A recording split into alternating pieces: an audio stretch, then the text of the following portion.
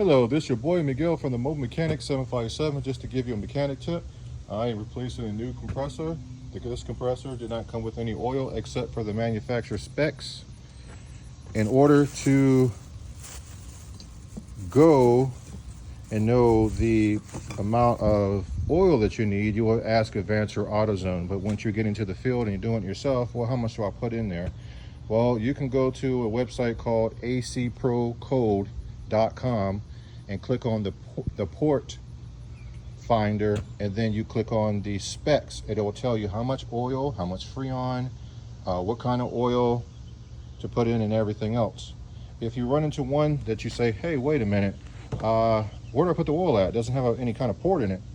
Well, looking on your line, the skinny line is going to be your high side.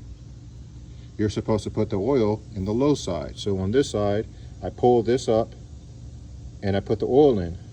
Then I pull both of these little things off and I spin the compressor around with my hand to lubricate the front seal. If you choose to skip that step, there's a high chance that you could one day or immediately start leaking at the seal. It's also in your instructions. So this is just a mechanic tip.